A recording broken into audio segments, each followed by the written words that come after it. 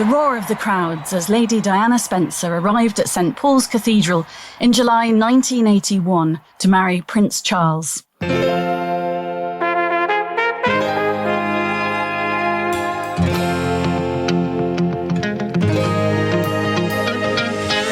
TV audience of more than 700 million people were wowed as she stepped out of the historic glass coach used for King George V's coronation, looking every bit a princess in a stunning fairy tale gown. Photographers and film crews captured that breathtaking moment, which would lead to Diana, Princess of Wales, becoming a global fashion icon. That moment also changed the lives of two dynamic young London designers. Elizabeth and David Emanuel secretly worked with Diana to create her ivory silk, taffeta and antique lake dress, featuring more than 10,000 tiny pearls and sequins, all meticulously hand-sewn, with a cloud-like veil and a majestic 25-foot train. Channel 5's recent documentary, Secrets of Diana's Wedding Dress, featured David and some of the lovely seamstresses and design team involved in the Cloak and Dagger mission, and Elizabeth was at the heart of the story. From extreme tactics used to conceal the dress from the prying eyes of the press, the surreal moment rehearsing with Diana in a lockdown grand room in Buckingham Palace, to smuggling the finished gown into Clarence House by lorry the night before the ceremony, it's got the makings of a Hollywood movie. Elizabeth branched out with her own label some years later and has designed for stars like Madonna, Rita Ora, Elizabeth Taylor and Bianca Jagger, creating everything from couture pieces to the famous Virgin Atlantic's eye-catching red uniforms. And for today's Convex Conversation with me, broadcaster Helen Fospero, I'm at her studio in London's Maida Vale to hear the fascinating story firsthand. Elizabeth, it's a privilege to be here and to be in this creative space where all the magic happens. Tell me a little bit about the studio where we are right now. So I've been here at the studio for over 20 years and it was just amazing find, actually. I found it online. I was looking for some space and saw these lovely pictures and it was a little basement studio. But the thing that's beautiful about it is its garden. And I love gardens and I love wildlife. I love my pigeons, which everybody else hates, but it's just wonderful. We've got all sorts of birds come here, magpies, jays, little robins. And I love watching all of that life going on outside my window when I'm working. In fact, when there's been videos, you usually see the pigeons in the background. They perch on the door and looking at all the action going on. So it's really nice. But I love this place. It's got great light. It's very inspirational. It's just fun and lots of wall space, which I can decorate, which I love. And what's also really fun about it is I'm sitting under a fairly large Jamaican hibiscus plant. Tell me about the hibiscus plants, which are absolutely beautiful. I think go back to the 60s, don't they? Well, yeah. When I was much younger, we used to go on cruises, my family, and we went to Jamaica and my mother spotted this wonderful hedge of wild hibiscus with great big red flowers on it. And she decided she would take a little sample of it and bring it back. And I remember on the ship with this little twig of hibiscus wrapped in wet tissue paper. And it managed to live long enough to come back to London. We put it in a glass of water and it just grew and grew and was very easy to repot. We put it in these pots and it grew. And I swear it has moods and it's up and down. And when you're feeling sad, it looks sad with you. And when you're feeling happy, all the flowers come out. It's quite sensitive. So my brother's got a couple of plants. I've got about 5 of them, all from the very, very same hibiscus tree. So normally I keep it out in the garden, but over winter I bring it in because it doesn't like the cold. But looking at it now, it's just blooming. There's everywhere these beautiful hibiscus blooms. I've never seen it bloom as much as it is now. Maybe a good sign for the new year? I think it is a good sign for the new year. When I arrived, you described yourself as a hoarder. I feel like I've walked into an Aladdin's cave of beautiful fabrics and sketches and drawings. But just describe a bit about what you've got here and what's on the walls and hanging up, because it almost feels museum-esque to me. Well, it probably is museum-esque, actually, because some of the things I've got here go way back to when I first started. Because when I was at Brook Street, I accumulated a lot of things, a lot of designs and garments and things. And of course, when I moved from Brook Street and started up my own thing, I took everything with me. So it's full of memories. I am a hoarder, a proud hoarder. despite everybody saying you should chuck it out, make space. They're memories. They're more than things. They remind me of the times. And I suppose I'm worried one day, maybe I'll just forget everything. But I can look at a dress and say, I remember what I was doing when I designed that dress. So for me, it's a way of bringing back all those memories from the past, and it helps me recreate new things. So inspirational as well. So it's full of new garments, old garments, bits of fabric, which I liked at the time. So I keep them in boxes. I try and color code them every so often. And I've got silk flowers that are probably about 25 years old, all handmade by a company called Guillet in Paris, who I don't know if they exist anymore, but they're beautiful silk, velvet, silk satins, hand painted. So I've got those. I never throw anything away, hence the cluttered effect. But one of the best things is I've kept all the press cutting books from 1978 right through the 80s, which is a great way for remembering dates and being able to chronicle everything in the right order, because everything is there. Events that I may have forgotten are all there. And especially around the time when we did the royal wedding dress, all the press is there to remind me, not that I need reminding of that, but it was such an amazing, incredible time. And meeting Diana literally changed our lives. Life was never the same when we got that commission, and we had no idea that everybody would still be talking about her wedding dress all these years on. You think it's 45 years. 45 years ago. I mean, I remember it so clearly. I remember sitting on the settee at home at my mum and dad's house and watching it. And it really did change your life, your career. And I suppose it begs the question, how did you get the commission in the first place, Elizabeth? Well, we were based in Brook Street, which was very close to Vogue magazine in Hanover Square. And so they used to come over and borrow stuff from us, or we would run over with something for them. And then one day we got a call saying, do you have anything with a high neckline that's romantic looking? And we did. We happened to have a blouse there and a skirt. And we thought we will send that over. But they wouldn't say who it was for. It was for a celebrity, but they couldn't name the person. So, of course, we ran it over there, and that was the blouse that was used in Snowdon's engagement photograph. And that's when Diana, when she tried on the blouse and she loved it and asked who made it. And then one day she turned up, and I remember getting a phone call from her and not realizing it was Diana and actually writing her name down wrong anyway. And so it was kind of a surprise when she turned up at our door. And she just loved what she saw, really. We were very young, and she was just a little bit younger than us. So we got on really, really well. She was very sweet and very shy. And I think she wasn't used to seeing so many clothes and things, or being in a designer salon. So of course, in those wonderful. days, she was the young Lady Diana Spencer, wasn't she? A nursery teacher, and not known for fashion, not in the limelight in the way that she'd become in the limelight. And I bet she found with you two just perhaps a safe haven, somewhere where she could come and hang. I noticed in the Channel 5 documentary something that really resonated with me. You said you never took pictures of Diana in the studio because you really respected her privacy. And I think you had a sense in those days of how her life was going to be living under the spotlight. Yeah, we didn't want to intrude on her in any way. And we were always asked, did you take any pictures of the fittings? And we would never have asked her to do that.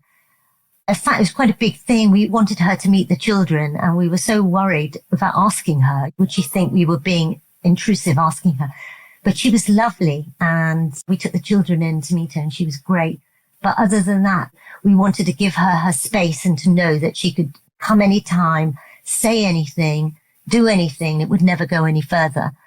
Everybody loved her. All the staff loved her. And she was always so curious when she came in and wanted to know what was going on. But honestly, I think we had no idea then that she was going to become such an icon. When we got the commission, that was such a big deal because, you know, there's a moment in people's lives when everything changes. And that was the one when we got that commission. And that must have been her choice. She liked what we did. And we were just so, when I think back, so naive and loved designing and the theatre and the drama and the big dresses and everything. We thought, wow, this is fantastic. And thought about the history of it, that this is going to go down in history, but not to the extent that it has done. And I often think, what is it about that dress? What has made it that people talk about it still? Honestly, I don't know. We had a lot of clients who wore big dresses, nothing like that, of course. But as soon as Diana put that dress on, it just transformed from a dress to something else, to something that belonged to history, really.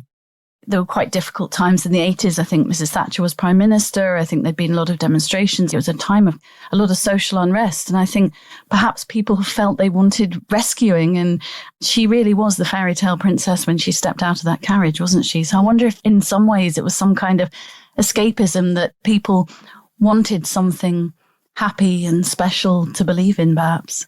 Also, the photographs, because it was a big dress, there was a lot going on. The veil was caught by the wind and it floated. There was a lot of action going on. They're the most amazing images, and that maybe has helped because you still see those all the time. With other wedding dresses at the time, they were quite stable, beautiful wedding gowns, crystals on it and everything, but nothing compared to the drama of the dress and Diana wearing it and the action of that dress and the twinkling of the sequins, because I always love using sequins, the way they just captured these beams of light, here 1 second and then gone the next. They were just like shards of light. And I think people tend to forget, and especially in recent exhibitions where the veil hasn't been there, that it was actually part of the whole ensemble. The dress was designed to be seen under this sparkling mist. It was the veil of light, I always called it. So that you don't actually see the sequins, all you see is the light coming from it. So the whole effect was magical. I queried actually why the veil wasn't at recent exhibitions. And evidently it either got lost or was damaged, the original veil, which I can understand because the actual tool is so fragile. If it's torn, you can't really mend it. There's nothing you can do about it. So it's very possible it got damaged or something. So I've been asked by lovely Renee, who runs a museum in Los Angeles, and she's the biggest collector of Diana dresses and memorabilia, to recreate the veil.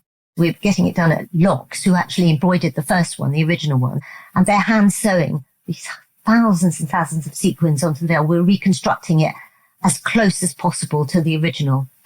And who knows whether that might be used in the palace going forward, I don't know. But for me, it feels like it's an important part of history, and it's a shame if it's never seen again, because it was such an important part of the whole look of the design.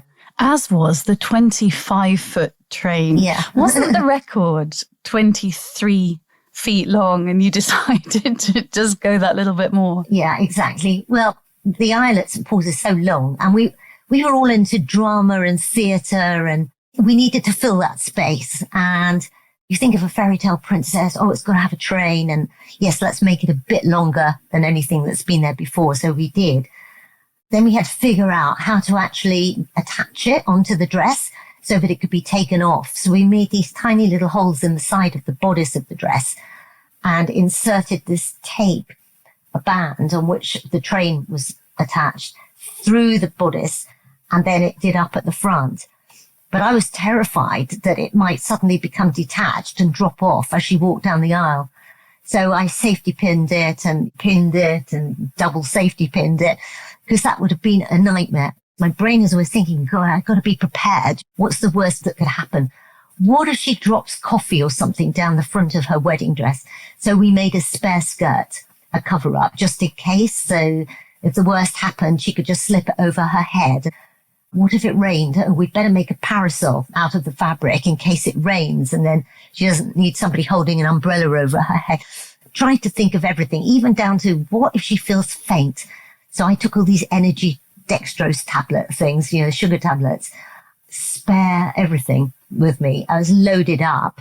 She did apparently spill perfume down the front of her dress, which nobody told me about at the time, but nobody saw it. Nobody saw it, and you didn't notice. And of course, the other massive change overnight in your life was once it became public knowledge that you and David had been chosen as the designers of the dress.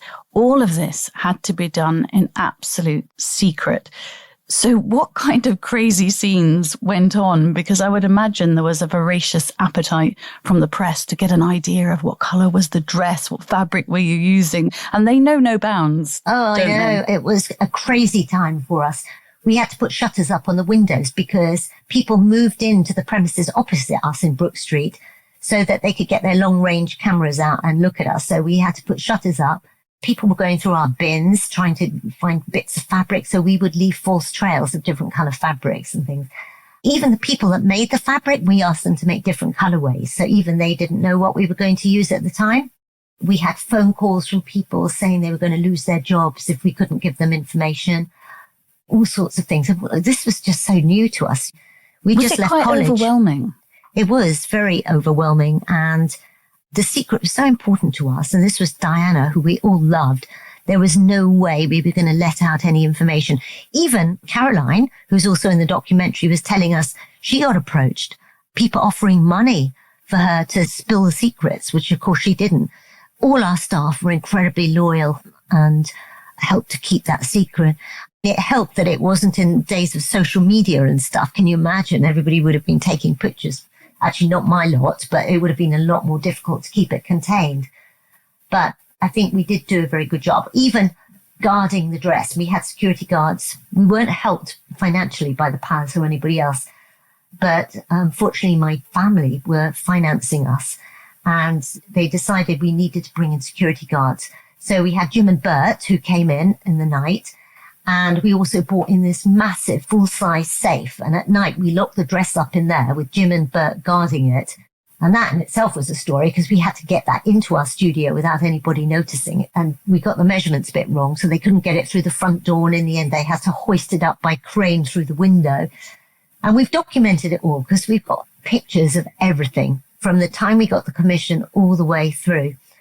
And it's an important record, and it's really interesting and fun looking back at the time because it was such an adventure for us. We thought we were getting hijacked on the way to the palace. Dave and I got lost in the palace. We got stuck in the kitchen somehow when we were trying to get out at night. Everything had closed down, and we thought, what are we going to do? There was no exit signs or anything. And we just thought, oh my God, we're going to get forgotten. It's locked up. Everybody's gone home. It's closed. We did find our way out in the end. It did lead to some wonderful adventures. I mean, I like the little story of meeting you at a screening very recently because I'd arrived, I didn't know anybody there, and there was a lovely man called Gerard, and he asked, what brings you to the screening? And we started chatting. And then he just chuckled and he saw my claim to fame is that I was driving the lorry with Princess Diana's wedding dress to Clarence House the night before the wedding. I was like, really? And then he said, yes, Liz is coming. Elizabeth Emanuel, she's coming to the screening. And he started telling me this story. And it turns out he's Caroline's brother. And Caroline was one of your very trusted team. And that's how we ended up here. And it just shows how random it was. Caroline's brother worked in finance and you had him driving a lorry. Yeah, that's right. Is that when you thought you were going to be stopped and somebody would take the dress? We didn't know at the time, but we didn't want to bring in new people. And Gerald was brilliant. In fact, Caroline's whole family, her mum was there sewing things with us. My mum was there. We couldn't employ new people because we couldn't trust them. So we hired a van and he drove the dress, Rose, Nina, me and David to Clarence House to deliver everything. It was just that as we were en route, I think it was down by Park Lane in the back streets, this huge rubbish truck drew up and blocked our path. And I honestly thought we were being hijacked. We all did. And that would have just been so... Anyway, it was just stopping at some lights, I think. So we were okay. But when we did finally arrive at Clarence House, fortunately, the van was so big, it blocked the alleyway, so nobody could see us taking out the dresses and putting them in the lorry.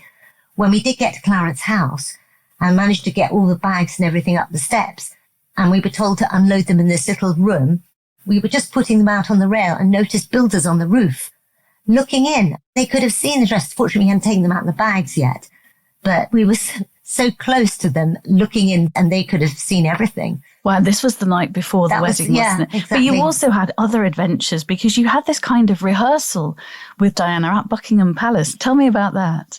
Well, we went to Buckingham Palace for the final fitting because our studio wasn't big enough to unfurl the train. So we were given the whole floor of Buckingham Palace right outside Princess Anne's bedroom. There was a whole row of rooms there. We had to use her bedroom as the dumping ground for all our bags and everything. And Diana tried on everything. David had to stop all the butlers and the staff from sneaking to have a look. He had to clear everything. And she tried on everything for the first time. It was the first time we'd seen her with everything on. And this is the real dress. This was the real dress, This is yes. the real dress. And for us, that was a really lovely moment because we'd had lots of fittings, but that was in our tiny showroom. And she could see the dress and the back and a bit of the train, but not the whole thing. So that was important also to see that it worked and it wasn't crooked and it worked well, fastening around her waist and everything. So we also did a rehearsal at St. Paul's, but that was not with the dress. That was with calico overskirt and petticoats. But with Diana. With Diana. Rehearsing. Yes. And then at the Royal Mews, we practiced her getting in and out the coach, again in a calico skirt and petticoats, to see her getting into the coach. And I think her realizing at the time how big this skirt was going to be. Except we didn't realize how big her father was also. So the two of them squashed into this tiny coach and all that taffeta. We didn't think through it properly, I don't think, because I think also Diana was a bit nervous and was gripping onto the taffeta. And so when she emerged and the dress was creased more than we thought, panic set in. But we knew that fabric was quite resilient and the creases fell out. But I have to say, it was quite scary for a moment when we thought how many millions of people are probably watching this.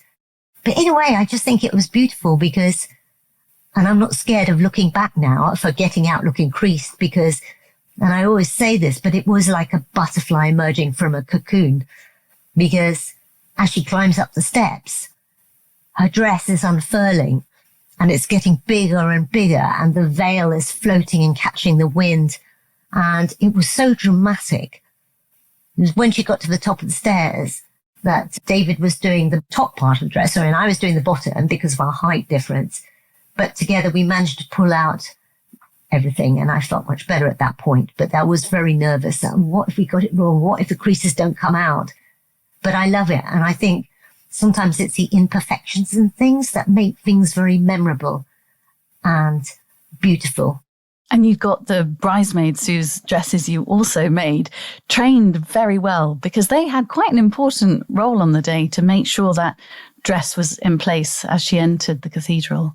Yeah, so that's one of the reasons when we did the dress rehearsal at St. Paul's, they were practicing the train and everything and how to hold it. They did a fantastic job. That's an important role for them. And two of them are really tiny, Clementine and Catherine. Of course, now they're probably grandmothers because time goes so quickly. I just still can't believe it was that long ago. But they did a magnificent job. And so we did the bridesmaids, we did Diana's dress. We were doing a lot of guests at the wedding. So you were doing guests as well as having Lady all that on your Walensey, plate. Duchess of Kent. Yeah, we were doing a lot. So there were times when we thought, oh, can we get this done? It was a huge job and we couldn't let down our clients with our very tiny staff. And we were working like 24/7. And also then Diana asked us to do a copy of the wedding dress for Madame Tussauds, which honestly we didn't want to do.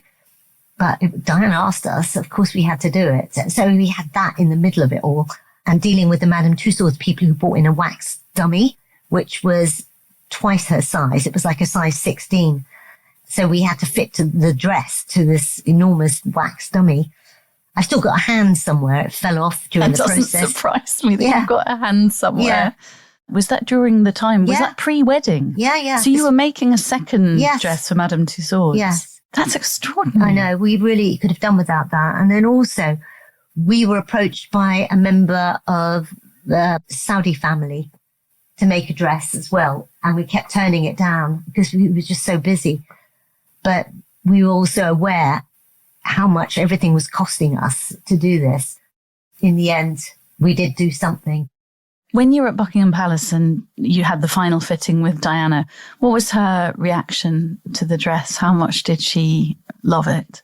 Well, she saw it in all the times during the fittings, so it developed before her eyes. It was never like 1 minute there wasn't a dress and then there was, really. I don't actually think we had a mirror, actually, at Buckingham Palace. That's interesting, isn't it? Yeah. She would really have been unaware how magnificent she looked. We were so proud. And we only took Rose and Nina. Nina made the actual dress and Rose was doing the bridesmaid dresses and also the petticoat. So they were really important, but it was fantastic. And she rang you to thank you afterwards, didn't she? Isn't that wonderful? She'd gone off on her honeymoon, and David and I were back at the studio feeling a little bit teary that the whole thing was finished now. And then she called us. We both thought that was just so amazing that she would think to do that. She was supposed to be doing whatever they do on honeymoon, I don't know. But she actually took the time to call us and thank us. And that really made the day complete for us. We really needed that. It was lovely to think that she was happy. As part of all those different experiences, you went to a lovely party at Buckingham Palace before the wedding too, didn't you? What was that like? Party, yeah. So we made a special dress for Diana for that, which I did a reconstruction for Renee's Museum in LA, a fuchsia pink, shocking pink dress, very sexy, plunge neckline, slash to the thigh, which really emphasized her new figure because by then she was very slim and she looked knockout, Hollywood knockout. So we delivered that, I think, the night before, and the party was brilliant. We'd never been to a party there before, and it was, I remember the disco. They had one of those mirrored lights that goes around and round, and all the royal family were there, and Prince Edward was there, Princess Grace was there, Princess Margaret. I remember seeing her sitting on the steps with the Archbishop of Canterbury with a bottle of whiskey, sat there on the steps with them. It was just fantastic. It was all these faces that were so famous. I was very starstruck, really. And we just had a wonderful time, but also aware that we needed to be of sound mind to get on with getting everything right for the big day. And I think David had quite an interesting experience under her skirts or petticoats or whatever you call them. Wasn't he fixing something when he emerged? The Queen Mother was there. Yeah, so we were in this tiny room and we were helping Diana to get dressed. And she had to step into the petticoat and we put the dress over it. But then we had to make sure, because I panicked, that one of the petticoat slips off. So David went underneath the dress to put a safety pin in to make sure even if the fastening went, that the petticoat, which was quite heavy, would not just fall off her. And it was whilst he was doing that, in walked the Queen Mother. You could just see David's feet, really, and the rest was a cloud of net and everything, and poor Diana standing there very patiently. I think that was a bit embarrassing for him, but quite funny in the scheme of things. Where is the dress now? So the dress, I believe, is in Windsor Castle. It belongs to Prince William, Prince Harry. So it's in storage somewhere, and they bring it out when they have exhibitions. But David and I had an auction in 2010 when I think we thought it's time to move on and we let go a lot of the original things that we had. But I always kept back because I can't stand to let things go completely. And so there's bolts of fabric and lace and lots of stuff that's really important to me. I've kept that at Hampton Court Palace, along with all the sketches that I did for Diana and everything else that was important to me at the time that I didn't want to let go at auction. So all of that said, they've been looking after it really carefully. They're fantastic how they take care of everything. It's all temperature controlled. Everything is beautifully packed in boxes. Matthew Story, who's like the curator there, he knows the collection better than I know it. And when I put it together in these trunks and shipped it over there, it was all a bit random and it's exactly the same order. So that if I move anything, he puts it back to how it was. He knows everything, every inch of that collection. And they've just been so fantastic. But I visit it quite a lot. And also when we did the documentary, they were very kind and let us go in. And I'm sure it must have been a pain for them, keep taking the boxes out. But they were just really wonderful. And they're so knowledgeable. You're part of history, Elizabeth, and that's a historical archive. And it's lovely to hear that they look after it so well. Did you enjoy doing the documentary? I did, and it's great because Larry Lynn, who's now the head curator there, she was the one who offered to take it all in the first place. So I've got her to thank for doing that. And then she spoke in the documentary, and she is so knowledgeable about the history of royal clothes and everything. And she's lovely. They've also got a load of other stuff because I couldn't go through it. There was so much. So they've got a lot of early Emanuel stuff there. They have all the designs I did for the Duchess of Kent as well. So they're my babies. When I design things, it's like part of me. So I don't like to let go of anything. So yes, they're all at Hampton Court. One day, I suppose I'm going to have to sort them out. And you went on to design lots of other outfits for Diana for her tours around the world. The relationship continued, didn't it, after the wedding? Yeah, the relationship with Diana it just went on and on until Dave and I split up, really. The last thing we did was the Gulf tour, which was in 86, and we made about 11 outfits for her. And that was after a period of time where the press was commenting on the fact that we hadn't done anything lately for her. And had we upset her? And there's all these rumors going around that we'd done something wrong to upset her and that she'd found other designers. And I was so upset by this because I was trying to rack my brains in what have we done? We loved her so much. The thought that we might have done something to upset her made me actually ill. And so my dad in the end got on to Oliver Everett, who was her private secretary. He wrote to him, just said, is there any reason? Because we were so worried that blah, blah, blah. And the next thing, we got a phone call from Diana saying, I'd like you to be in my new documentary. Tim Graham is doing a documentary and in a book as well. I'd like you to design my wardrobe for the Gulf tour and blah, blah, blah. And can you come along to Kensington Palace? Tim will be there taking photographs and recording it. And all the weight lifted. I just felt so much better. And it was just such a relief to know that we hadn't upset her. She was just going to other designers. There was nothing to say she should just stick with us. And she was learning to love fashion and realizing what suited her and everything. But it's just, I think that the press imagined that we'd done all sorts of things which we hadn't. And I think she was unaware of the effect that it would have on us because she knew that we would do anything for her and to support her. And so she gave us that last commission, which was brilliant. The only thing, it's so easy now because you go onto Google and you see what outfits they're wearing. But at the time, it was down to looking through the newspapers. And I think there was a company, Rumake and Curtis, and they get press cuttings. I don't know what she wore of ours, really. It was just a different time. No computers, no nothing. It was weird. I don't know how we did it all. Typewriters. I don't know how you did all of what you were doing while you were doing a dress and Madame Tussauds dress and guests and everything. Yeah. How did life change practically in terms of suddenly your name is now known all over the world? Is that when people like Madonna sought you out? Did your commissions change as a result of being so synonymous with Diana? I've had a real roller coaster ride, a real roller coaster. Because when our partnership went down and we went our separate ways, soon after that, I lost the use of my name. Somebody took my name from me. So that really had a big effect on my career. Because the thing that I loved most, which was designing, it was very difficult for me to do because people thought that they might get sued if I was to use my name. So for nearly 30 years, I had to survive somehow not using my name. So that's why I've come up with other things like Art of Being and Rose by any other name. It smells as sweet, hoping that that would make things right. But a lot of designers lost their name. The difference with me was when other designers have sold their name, they get a load of money, but I got nothing. So I was at a real disadvantage. And looking back, I don't know how I did it, but I was just driven. I just really wanted to design and get on with things. So I did. I'm looking through the people I've dressed. A lot of people, and more recently with Madonna and Cher and Rita Ora, and I've made movies. I love movies, and working with Gareth Unwin from Bedlam, he was made famous for The King's Speech, but I knew him before all of that happened, and he produced a short film. I've done a lot of extraordinary things, but still people keep coming back to the royal wedding dress, and that can be quite challenging sometimes because the dress was very much of its era. That's what the 80s was about, flamboyance and petticoats and ruffles. And people still want that kind of thing, the romance. But my style has changed so much since then. But still, I've got the drama in there. But I think I've improved a lot since then. It changed my life and it made everything possible, really.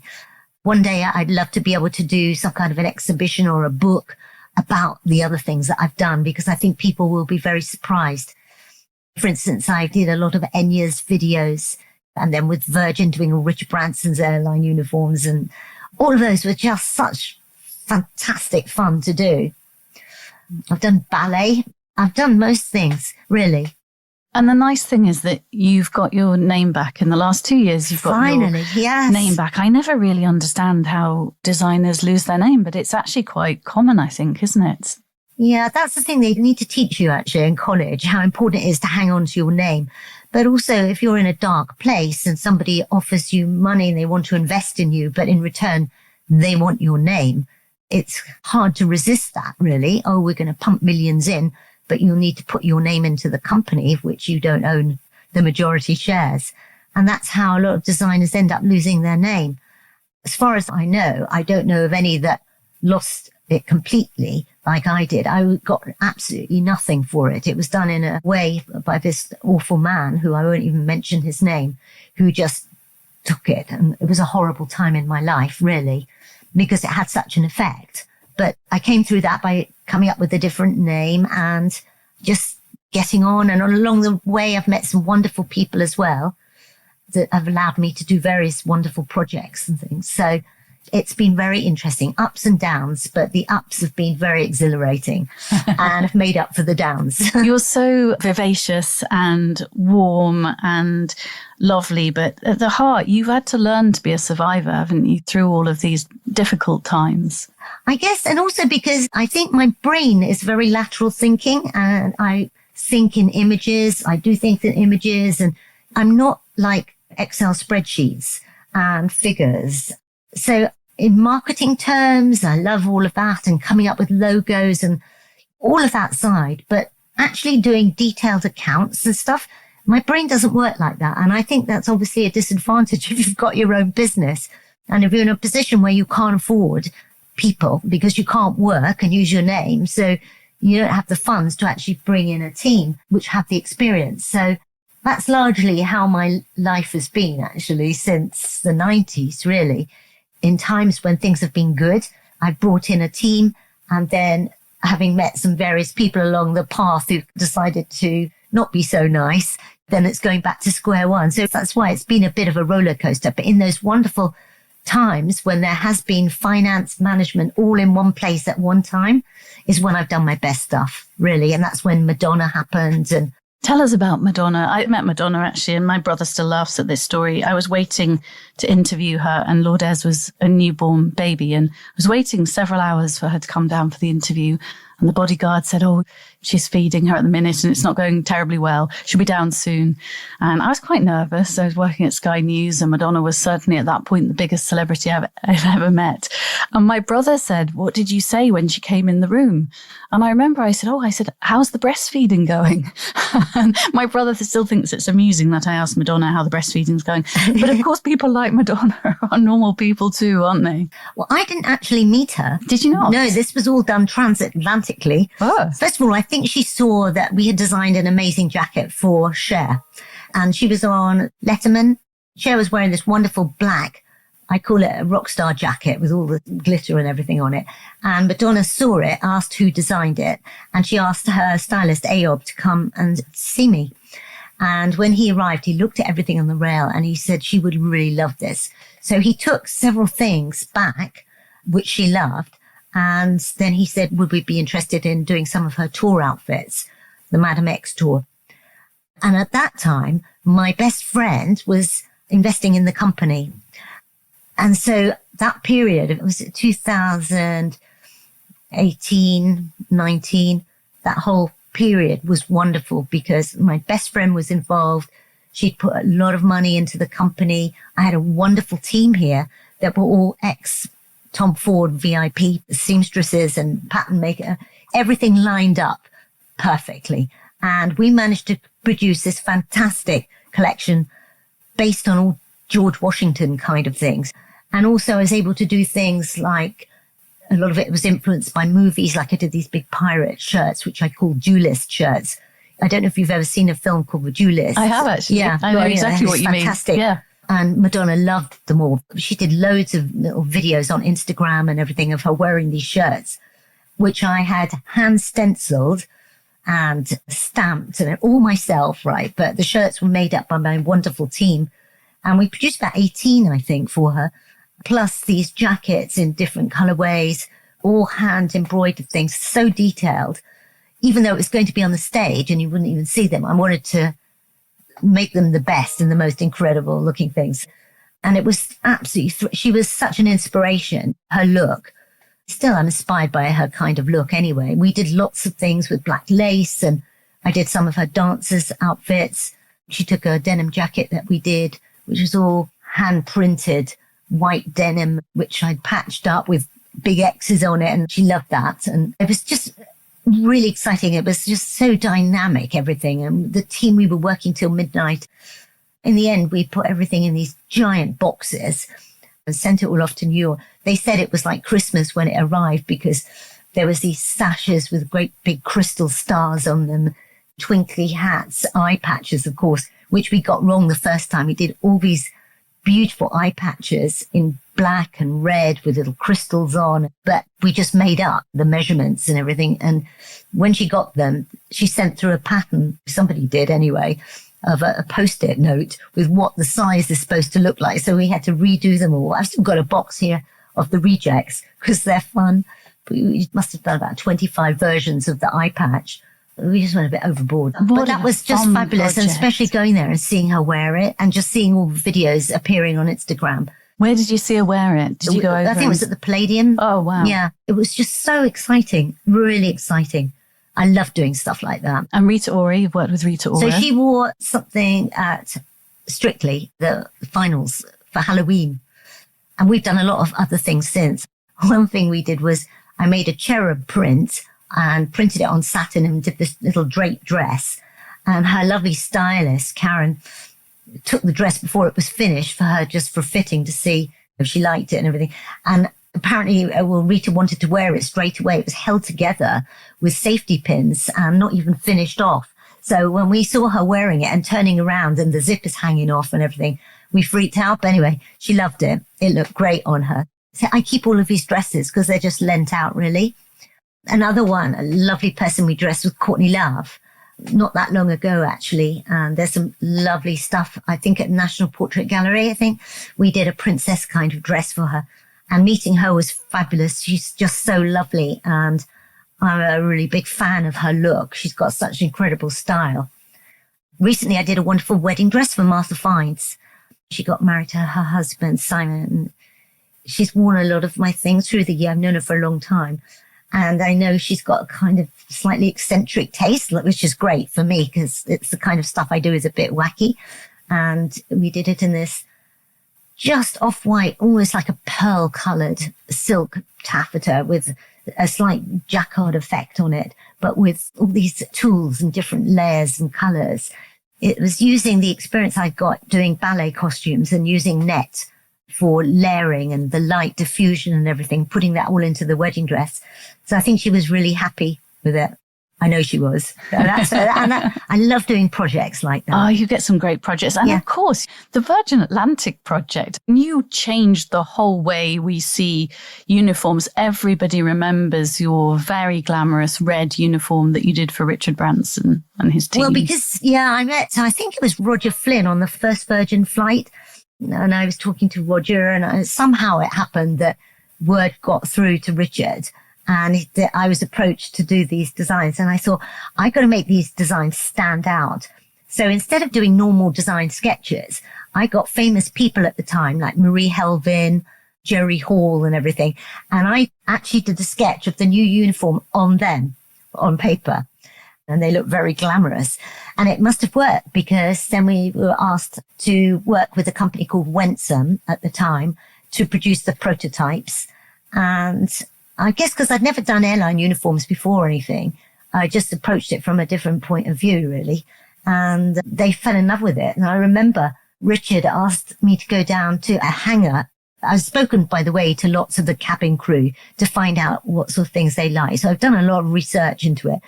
I got invited down to the hangar and I didn't know it was being filmed by a Japanese film crew. And he then announced to all the crews there, okay, is it a thumbs up or a thumbs down for the uniform? And I felt sick for a moment. I thought, what if they say thumbs down? It's going to be on television and everything. Anyway, they gave it a thumbs up and that's how it all happened. But I think Richard has said quite a few times it was his favorite uniform. In fact, there was a big party last year for their anniversary and I went along and Richard was guiding me along because it was sort of cordoned off the VIP area and there was a lot of people outside the ropes. And he said, to everybody, which uniform did you prefer? This is Elizabeth Emanuel. Did you like her uniform? And he was asking everybody, because apparently everybody really liked it and wanted me to do a new one. I'm still hoping that one day I'll be asked to do their new one. I'm sure you might. Where did all of this come from in the first place, Elizabeth? Do you trace this creativity and passion for fabrics and embroidery and lace and needlework to being a little girl at all? Well, I used to play with Cindy dolls. And my dad was really supportive and used to get me all these like light boxes and stuff like that. So I've always been into art. Art and biology were the two subjects that I absolutely excelled at. In fact, I wanted to be a vet at one stage. Did you? Yeah. And that seems quite funny now, doesn't it? Sitting here in your studio. Yeah. It's why I have a love of animals, conservation, and just help wherever I can, even though it's not financially, but sketching and whatever I can to help raise profiles of animal groups and things. But I love art. I love experimenting with things. And I don't know why. I love colors, textures. It's the feeling when you see chocolate and you're a chocoholic. I get that when I look at textures and colors and things. That's just how my brain works. Sometimes it's not a conscious thing. When I'm designing and I'm doing something on the computer and I just don't think about it too much. It's either I like it or I don't like it. I let my brain just work it out. I guess my brain works in a weird way, but it's colors and textures, and I like doing flash designs. I put them up on Facebook and Instagram sometimes. I'll take a load of fabric and put it on a stand just to get a broad stroke effect, and then I'll take it off. I'm not a details person to begin with. It's just the way that I design. A lot of people just sketch it out, but I'm not like that. I have to see things on the stand. It's like when you're an artist and you block things first so you can get an idea of where to position stuff. So I tend to do that, but with fabrics. It's like painting with fabrics. And have you enjoyed every minute of the actual design side? I love designing. There's like bits of paper at home. It's just everywhere where I do a little sketch. If I've got an idea, I'll just do a little drawing to remind me. My computer is so full. I actually need a new computer now because I am always sampling things. That's why I've done all my sketchbooks there, and I keep them all for the future. They're like a record of my thought process. So that helps me. But also, I suppose anybody who's interested in processes involved in design can have a look through and they'll see why I would have arrived at a certain design. It's going through the process. So instead of it disappearing into the ether, I've got it all down in these sketchbooks. I think one day at the V&A or maybe Hampton Court Palace, there should be an exhibition of everything you've done. And you've got so much material. It would be wonderful to actually buy a ticket and walk in and see. Now you've got your name back. Yeah. What all these years, as well as Diana's dress, but all the other incredible things you've done that perhaps get overshadowed because of the most famous one. Anything exciting on the cards for 2026 other than remaking the veil? Well, I'm planning on writing my autobiography. And right now I'm in the middle of doing a children's wear collection. I love design, but also children, and thinking back to what I designed for mine when they were tiny. I love doing that. So when I go into something, I go into it very deeply and it takes over my life. I can't help it. That's all I think about. I'm coming up with some wonderful designs for them. So that's a really good start to the year. I only just found out about it just after Christmas. So I'm working on the children's collection. And also I'm planning on going through all my archives to sort things out is another thing, which I've got to do. If you can imagine, for 40 something years, I've never thrown anything away. So I've got photographs. I've got the whole history of the 80s. Somewhere. I need to do something with it. And I don't know quite what. I think I need to get a warehouse and get everything all in one place and go through it, because it really tells the story of the 80s through the eyes of a designer and that whole romantic era and what was going on. I've got notes on everything. I've got the whole story there. And I'm sure that must be of interest. And then seeing how it contrasts with going through the years and everything, the stuff that I'm doing now. I've just done so much. It's frustrating in a way that it's almost too much to go through on my own. I think you need a good curator to go through it with you. I'm not going to volunteer because if you saw the state of my wardrobe, you'd know that I'd be no help to you on that front. I can't curate. I can't edit. That's the thing I find so difficult, because just going into my storage unit as well, seeing some of the things that I did for Fashion Aid. When was that? 85, I think, with Bob Geldof. I've got all the dresses there that were worn by Jane Seymour. And I did Freddie Mercury's jacket for that as well. And we did all the ballet stuff. And there's Selena Scott, Anthony Andrews, Barbara Bach, Olivia Harris, everybody. They all came on stage for that wonderful Fashion Aid thing. So I've got all the dresses, the originals there. They were one-offs. Everything I do is a one-off. And I have the originals there. And I just don't know what to do with them. Well, it sounds to me like you've got an exciting 2026 ahead. I hope so. And maybe somebody will hear this podcast and come and help you out, because there really should be some kind of exhibition to you, Elizabeth. What you've done is absolutely incredible. And thank you for inviting me here to the studio. I'm loving being under the tree. Under the hibiscus tree. Under the hibiscus. A couple of leaves have dropped off while they're perhaps on my head, actually. I am literally sitting under it. In fact, I'm going to get you to take a picture of me under this so that we can actually show people. But thank you. It's been lovely to meet you. And I'm sure there's a part 2. When you write your autobiography, I have a feeling that there's a part 2 in this somewhere. I think there will be. Thank you so much. You're so welcome. You've been listening to designer Elizabeth Emanuel, who created Princess Diana's wedding dress and was skyrocketed to international fame as a young designer. Really lovely to hear Elizabeth talking about some of the other exciting projects she's done. Download and subscribe to our series at convex.podbean.com or search The Convex Conversation on Spotify, Apple, or wherever you listen to yours. Sticking with a royal theme, join me next week when I'll be talking to Alex Staniforth, founder of Mind Over Mountains. Alex and his team were joined last month by the Princess of Wales, a great believer in the mental health benefits of nature and the outdoors, for a breathtaking hike in the Peak District.